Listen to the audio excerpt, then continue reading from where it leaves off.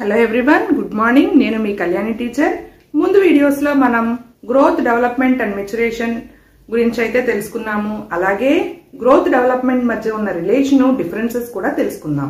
ఈ వీడియోలో మనం అయితే ఇప్పుడు ప్రిన్సిపల్స్ ఆఫ్ డెవలప్మెంట్, వికాస నియమాల గురించి తెలుసుకుందాం.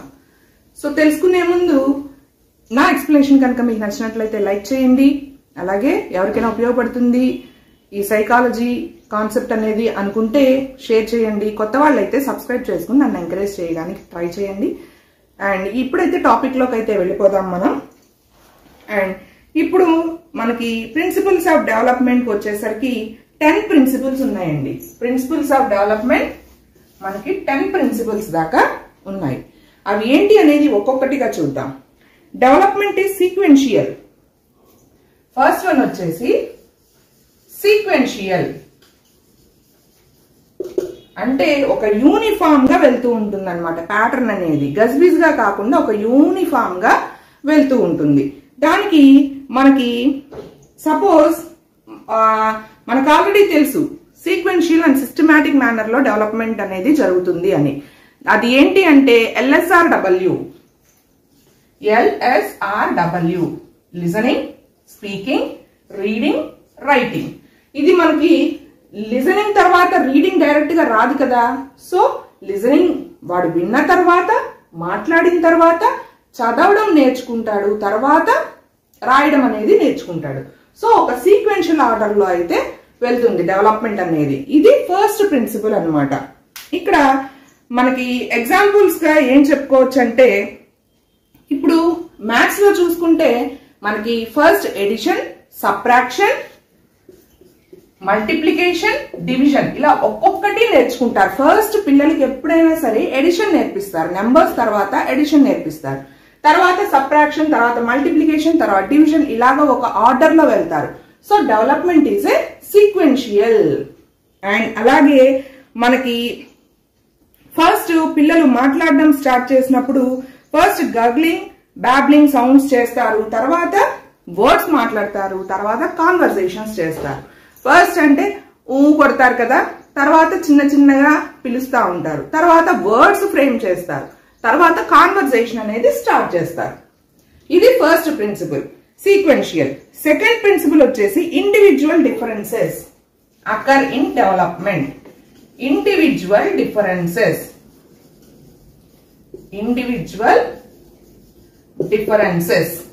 ఈ ఇండివిజువల్ డిఫరెన్సెస్ అంటే ఒకరికొకరికి సంబంధం లేకుండా ఒకరికొకరు ఎవరి ఇండివిజువాలిటీ వాళ్ళదే కదా, అందరూ ఒకేలా ఉండరు కదా. సో సపోజ్ దానికి ఎగ్జాంపుల్ గా తీసుకుంటే మనకి చేతికి ఉన్న 5 వేళ్లే ఒకేలా ఉండవు కదండి. 5 సైజెస్ లో ఉంటాయి, పొడవు విషయంలో కానీ, అలాగే విడ్త్ విషయంలో కానీ. అలాగే ఇంకా ముందుకెళ్తే ట్విన్స్ ఉన్నారనుకోండి, ట్విన్స్ కూడా వాళ్ళ మధ్య కూడా ఇండివిజువల్ డిఫరెన్సెస్ ఉంటాయి. ఒకరికి సింగింగ్ ఇష్టం అయితే ఒకరికి డాన్స్ ఇష్టం అవ్వచ్చు, ఒకళ్ళు ఇంజనీరింగ్ అవ్వాలనుకుంటే ఇంకొకళ్ళు డాక్టర్ అవ్వచ్చు ట్విన్స్ లో కూడా. సో ఇదన్నమాట ఇండివిజువల్ డిఫరెన్సెస్. దీనికి మనం ఎక్స్ప్లెనేషన్ కనుక తీసుకుంటే పిల్లల్లో చాలా వరకు ఇండివిజువల్ డిఫరెన్సెస్ అనేది మనం చూస్తాం. ఒక క్లాస్ లో ఒక 40 మంది ఉన్నారనుకోండి, ఏ ఒక్కరు కూడా ఒకేలా ఉండరు. ఎవరికి వాళ్ళదే థింకింగ్ డిఫరెంట్ గా ఉంటుంది, రైటింగ్ డిఫరెంట్ గా ఉంటుంది, అండ్ రీడింగ్ కెపాసిటీ డిఫరెంట్ గా ఉంటుంది. సో ఇదే అన్నమాట individual differences. And third one వచ్చేసి development proceeds from simple to concept, complex, general to specific. So simple to complex, general to specific. అంటే ఈజీగా ఉన్న దాని దగ్గర నుంచి కష్టమైంది నేర్చుకుంటారు, జనరల్ విషయం నుంచి ఒక స్పెసిఫిక్ కాన్సెప్ట్ అనేది వస్తారు. సో ఇది థర్డ్ ప్రిన్సిపల్ ఆఫ్ డెవలప్మెంట్ అన్నమాట. దీనికి వచ్చేసి మనం ఎగ్జాంపుల్స్ తీసుకుంటే ఫస్ట్ బేబీ అనేది సిట్టింగ్, స్టాండింగ్, వాకింగ్, రన్నింగ్ ఇలాగా నిదానంగా నేర్చుకుంటారు కదా. ఫస్ట్ కూర్చోవడం నేర్చుకుంటారు, తర్వాత నుంచోవడం నేర్చుకుంటారు, తర్వాత తప్పటడుగులు వేస్తారు, తర్వాత నడుస్తారు, తర్వాత రన్ చేస్తారు. ఇది సింపుల్ అన్నమాట. అక్కడి నుంచి కాంప్లెక్స్ కి వెళ్తే కాంప్లెక్స్ అనేది ఇంకా సైక్లింగ్ చేయడం, స్విమ్మింగ్ చేయడం, ఇవన్నీ కూడా కాంప్లెక్స్. సో సింపుల్ నుండి కాంప్లెక్స్ కి వెళ్తారనమాట. అలాగే ఫస్ట్ వాళ్ళకి మాటలు వచ్చినప్పుడు ఎవరిని చూసినా అమ్మ అమ్మ అనే పిలుస్తారు. జనరల్ అన్నమాట. అమ్మ అని అందరినీ జనరల్ గా పిలిచేస్తారు. కానీ కొంచెం వాళ్ళకి ఊహ వచ్చేసరికి అమ్మ అంటే ఒక పర్సనే, మిగిలిన వాళ్ళు వేరు, వాళ్ళని వేరేలా పిలవాలి అని తెలుసుకుంటారు. అంటే స్పెసిఫిక్ గా వాళ్ళకి ఒక్క పర్సనే నాకు అమ్మ, మిగిలిన వాళ్ళు వేరు అని తెలుసుకుంటారు అనమాట. General to specific. అలాగే ఇప్పుడు అమ్మ అని అందరిని పిలవడాన్ని జనరల్ ఫ్యాక్టర్ అంటాం. పర్టికులర్ గా ఒక పర్సన్ ని మాత్రమే పిలవడాన్ని స్పెసిఫిక్ ఫ్యాక్టర్ అంటాం. అండ్ నెక్స్ట్ అలాగే వచ్చేసి మన సిలబస్ ని కూడా అలాగే మనం సింపుల్ నుండి కాంప్లెక్స్ కి ప్రిపేర్ చేయాలి. ఫస్ట్ వాడికి నెంబర్స్ నేర్పాలి. నెంబర్స్ నేర్పకుండా డైరెక్ట్ గా 2+3 అంటే వాడికి అర్థం కాదు కదా. సో సింపుల్ నుండి కాంప్లెక్స్ కి మన సిలబస్ ని కూడా ఫ్రేమ్ చేసుకోవాలి. అలాగే మన డెవలప్మెంట్ కూడా physical, mental, social, economic and moral values తో మనము డెవలప్ చేసుకోవాలి. నెక్స్ట్ వచ్చేసి ఫోర్త్ వన్ వచ్చేసి development is non uniformity. It is not same at all stages. Non uniformity దగ్గర ఉన్నప్పుడు వీడియో అయితే ఆగిపోయిందండి. నేను ఫ్రంట్ కి వెళ్ళి చెక్ చేసుకుంటే వీడియో అయితే ఆగిపోయింది. అందుకే నేను ఎక్స్ప్లెనేషన్ ఇచ్చుకుంటూ 10 పాయింట్స్ అయితే చెప్పేశాను. సో అలాగే ఉంచేస్తున్నాను. ఇక్కడ నుంచి అయితే ఎక్స్ప్లెయిన్ చేస్తాను. సో నాన్ యూనిఫార్మిటీ అంటే డెవలప్మెంట్ అనేది లైఫ్ లాంగ్ ప్రాసెస్ అన్నమాట. అంటే ఏంటి, అది అన్ని స్టేజెస్ లో ఒకేలాగా ఉండదు. సపోజ్ ఇన్ఫాన్సీగా ఉన్నప్పుడు ఒకలాగా, చైల్డ్హుడ్ లో ఒకలాగా, అడల్ట్హుడ్ లో ఒకలాగా, అలా డిఫరెంట్ స్టేజెస్ లో డిఫరెంట్ డెవలప్మెంట్ అనేది జరుగుతుంది. అండ్ ఆల్సో వాళ్ళు క్లాస్ లో కూడా they do not exhibit the same. And class లో పిల్లల్ని కూడా చూస్తే ఒక ఇయర్ కి మారుతూ ఉంటారు. So it's not uniformity. And physical growth కూడా అలాగే మనకి డెవలప్ అవుతూ ఉంటుంది. అండ్ ఆల్సో ప్లేయర్స్ కెరీర్ లో కూడా బిగినింగ్ లో ఉన్నట్టు మనకి తర్వాత పెరుగుతూ వాళ్ళు మంచి అచీవ్మెంట్స్ అయితే సాధిస్తారు. So development is a non uniformity. Next fifth one వచ్చేసి టూ డైరెక్షనల్ ట్రెండ్స్. దీనిలో 2 స్టేజెస్ అయితే ఉంటాయి. అందులో వచ్చేసి సెఫాలో కార్డల్ స్టేజ్ అండ్ ప్రాక్సిమో డిస్టాల్. సెఫాలో కార్డల్ అంటే ఏం లేదండి, హెడ్ టు టో.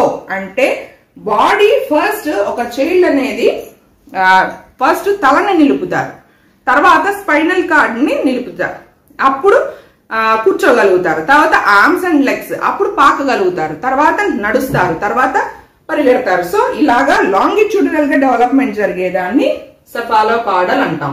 నెక్స్ట్ ప్రాక్సిమో డిస్టాల్ అంటే మనకి బాడీ పార్ట్స్ పెరగడం, అలాగే అవుటర్ పార్ట్స్ పెరగడం, ఇదంతా కూడా ప్రాక్సిమో డిస్టాల్ అన్నమాట.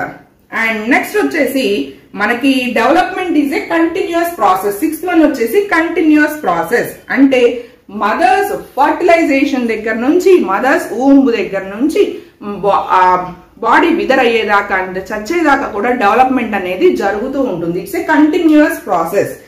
అండ్ అలాగే టీచర్ కూడా తెలుసుకోవాల్సింది ఏంటి అంటే should develop proficiency and skills in the subjects and also learn the classroom and enable the children to listen the classes and to be stable in the classroom and to find out the abilities in the student and then continue the make the student learning anamata. So alage an individual is వాడు 80 వచ్చినా సరే చచ్చేదాకా నేర్చుకుంటానే ఉంటాడనమాట. నిరంతర ప్రక్రియ. It's a continuous process. And అలాగే mental development, language development కూడా person life లో జరుగుతూనే ఉంటుంది అనమాట. అండ్ 7th వన్ వచ్చేసరికి క్యుములేటివ్ ప్రాసెస్ అంటే వాడు ఏంటి అంటే ఫిజికల్ మెంటల్ చేంజెస్ అనేవి ఒకేసారి జరగవు. పుట్టిన వెంటనే ఫిజికల్ మెంటల్ చేంజెస్ జరగవు కదండి. నిదానంగా వాళ్ళలో ఉన్న ఫిజికల్ చేంజెస్ వాళ్ళు కొంచెంగా పెరుగుతూ ఉంటారు. అలాగే లోపల బాడీ ఆర్గాన్స్ కూడా పెరుగుతూ ఉంటాయి. అలాగే మెంటల్ ఎబిలిటీ కూడా నిదానంగా పెరుగుతూ ఉంటాయి అన్నమాట. అండ్ నెక్స్ట్ వచ్చేసి అలాగే మనకి student will be able to write the alphabets, then words, then sentence, then paragraph, అలా కాన్వర్సేషన్, అలాగా నిదానంగా పెంచుకుంటూ ఉంటారు. సో కుములేటివ్ ప్రాసెస్ అన్నమాట. అండ్ 8th వన్ వచ్చేసి 8th వన్ కి వెళ్లే ముందు ఇంకొక పాయింట్ ఏంటంటే ఓవర్ నైట్ టీత్ అనేవి డెవలప్ అవ్వవు కదా వాళ్ళకి. సో కొంచెం కొంచెంగా వస్తాయి, అంటే కుములేటివ్ ప్రాసెస్ అన్నమాట. అండ్ అలాగే ఒకేసారి అమ్మ అని పిలిచారు కదా పుట్టగానే, ముందు ఊ కొడతారు, తర్వాత చిన్న చిన్న ఏవో ఒకటి సౌండ్స్ చేస్తూ ఉంటారు, సడన్ గా అమ్మ అని పిలుస్తారు. So it's a cumulative process అన్నమాట.